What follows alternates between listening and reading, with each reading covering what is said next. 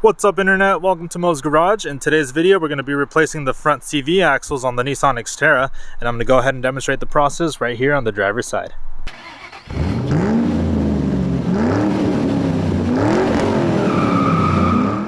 Alright you guys, so here we are on the driver's side. For all intents and purposes I'm going to be demonstrating this process here, but the process will apply the same to the passenger side. And now it's important to know that when replacing CV axles, it's very important to replace them in pairs.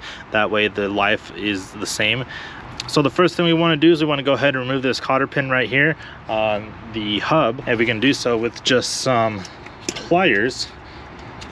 Just go ahead and bend this back.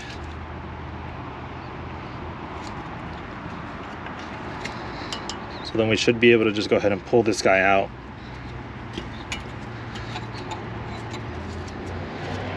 Alright you guys, so the first thing we want to do to remove this axle nut is to go ahead and get a 32mm socket on a breaker bar. And once you just try to turn this, you're going to notice that this thing spins. So what you can do is you can take an old screwdriver and kind of just wedge it in here between the fins of the rotor, and that should give you enough leverage to go ahead and break that axle nut. Just like that. All right, so let's go ahead and undo this, but don't undo it all the way. What you want to do is you want to get it nice and flush. All right, so once you're at this point, what you want to do is you want to take some penetrating fluid and just go ahead and spray some in here at the axle. This will help break it loose. And while we do that, we can go ahead and start loosening up the nut over here for the upper control arm. All right, so for this upper ball joint nut, we're gonna do the same thing that we did with the CV axle. We're gonna go ahead and unbend this cotter pin and remove it.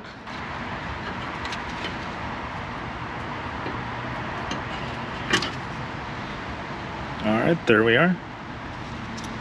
All right, so at this point, what I wanna do is I wanna break loose the ball joint nut, but I'm not gonna go ahead and remove it, just break it loose. And to do so, I'm gonna use a 22mm socket and the breaker bar.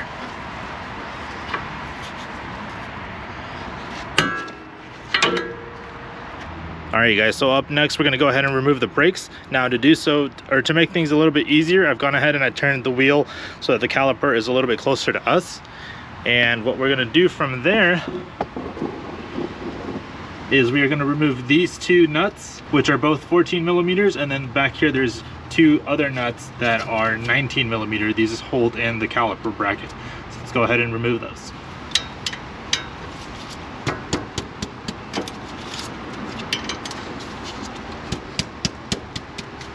Alright, so once you have those nuts loose, you can go ahead and remove them.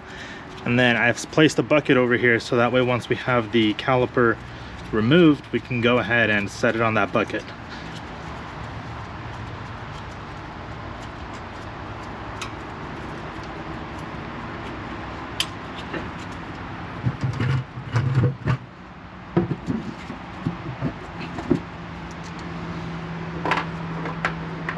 Alright guys, so up next we're going to go ahead and loosen those 19mm bolts.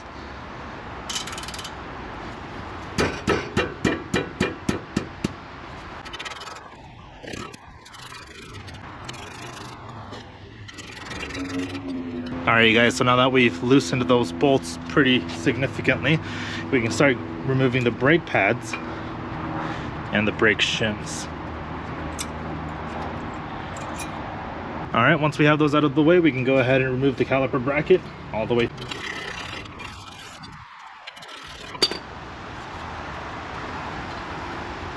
Alright, once you have that removed, we can go ahead and remove the brake rotor. Now, because we sprayed some of that penetrating fluid, let's make sure to remember to clean that off before we reinstall. Alright, now that the brakes are removed, let's go ahead and straighten out the wheel again, so that way we can remove the CV axle. Now that the penetrating fluid has had time to seep through, let's go ahead and take our 32mm socket, place it over the nut, and then we can take a hammer and just push it in so that we can make sure that it's not stuck anymore.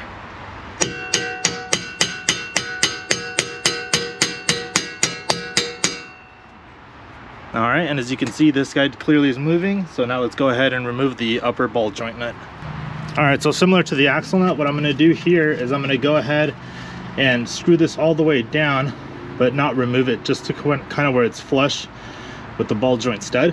All right, now we can take our hammer and then hammer against this nut so that way it breaks free. All right, so as you guys can see here, the upper ball joint has separated, but before we move on, I forgot we need to remove this ABS brake line. So let's go ahead and do that before we go any further. All right, so to remove this ABS brake line, what I'm gonna do is I'm gonna go ahead and loosen this nut right here and remove it from the sensor side, just because the clip up here is usually very difficult to remove. And in order to do so, you're gonna need a T30 Torx bit, and it should be very easy to break open.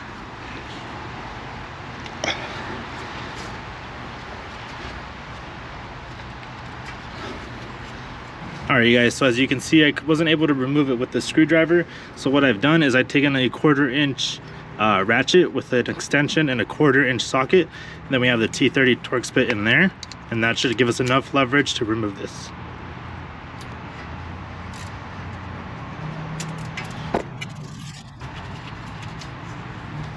All right, so from here, you should be able to wiggle this free and pull out. And what we're gonna need to do is we're gonna need to unclip it from all these clips. These are just rubber grommets kind of set in there. So they should break off pretty easily.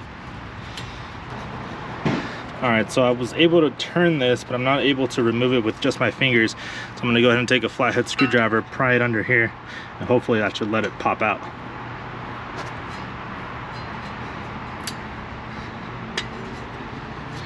Just like that. Okay, then we can go ahead and snake it in through here.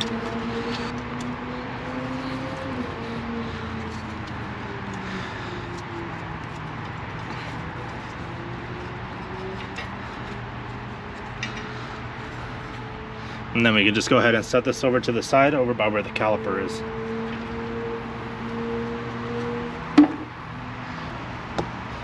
All right, now that we got that out of the way, we can go ahead and remove that upper ball joint nut the rest of the way.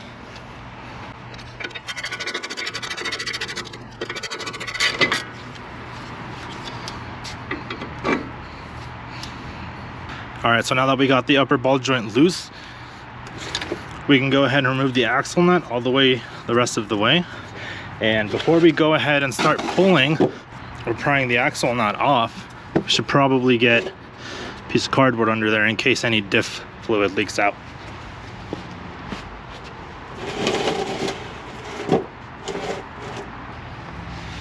All right, with our cardboard down, let's go ahead and remove this the rest of the way. The new CV axle should come with one of these, but if not, you should be able to reuse this. All right, once that's off, we can go ahead and pull and then push this at the same time. Let's see if I can get you guys a better angle.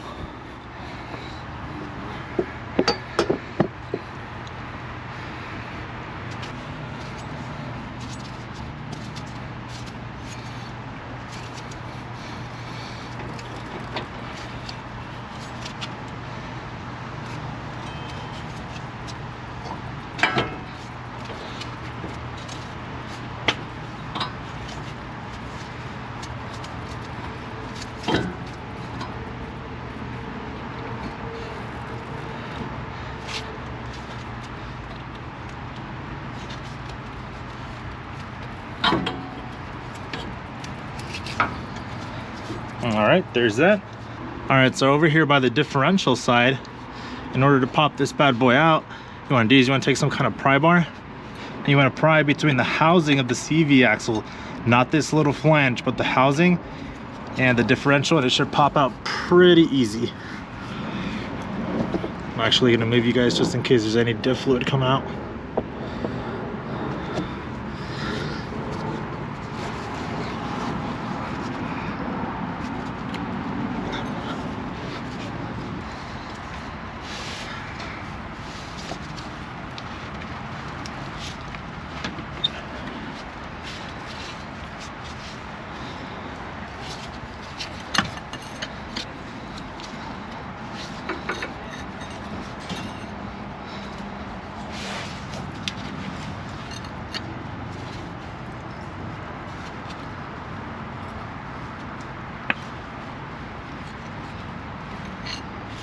All right, you guys, so now that we have the CV axle popped out, we can go ahead and pull it out the rest of the way.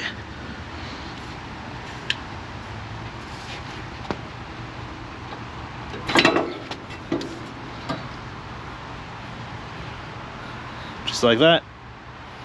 Alright guys, so with all new replacement parts that you have, you should always inspect them to make sure that they are the same as to what came off the vehicle. But as you can see here, this is the old one and this is the new one. There are some slight differences. For example, this one appears to be ever so slightly shorter, and it looks like this shaft here is a little bit shorter. Otherwise, other than that, everything seems to be similar. I'm gonna go ahead and run these regardless of the differences, just because I purchased these from Rock Auto, not a sponsored video.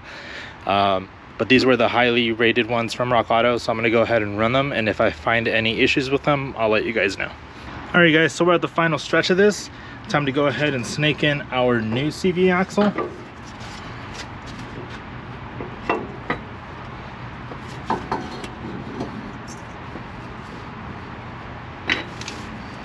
Alright, so once you get to this point, you just want to go ahead and push it as straight as you can until you hear a pop. That's how you know it's in. There we go.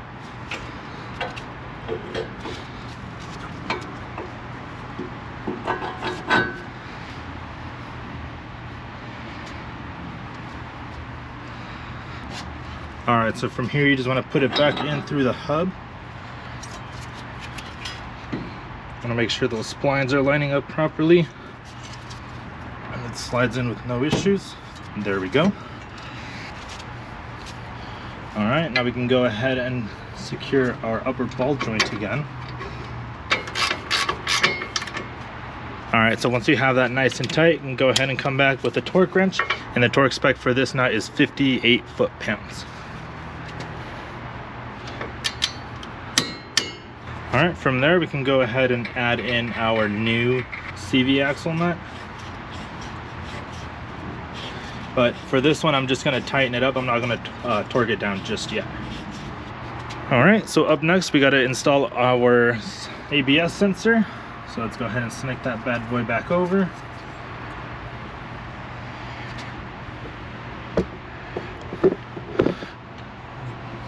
We'll need to snake it through this opening and back into place.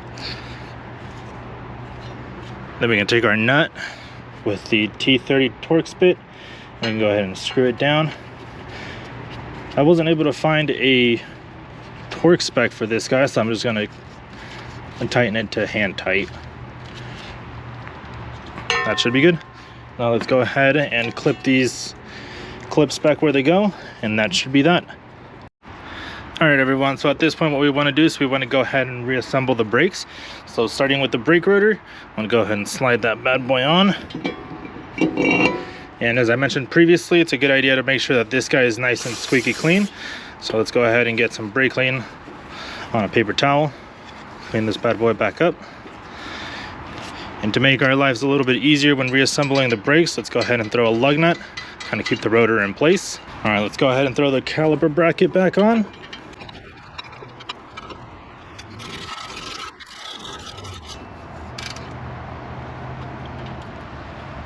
Alright, so once we have the caliper bracket bolts nice and snug, we can go ahead and torque them to spec.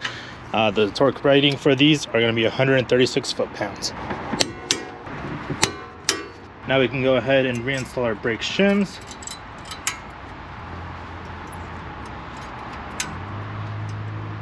Our brake pads.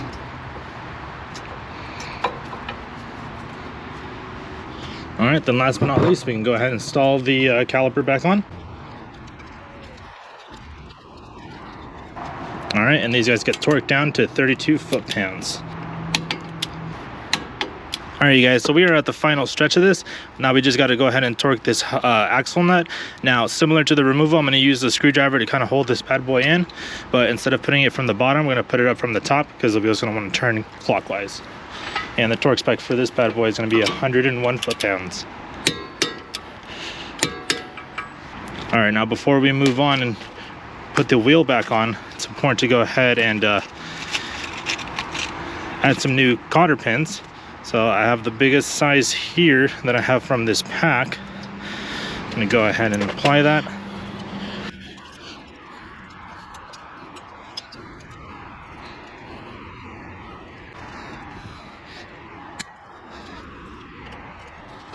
And then the same thing for the upper ball joint now. All right, and once we get this cotter pin back on, we are done.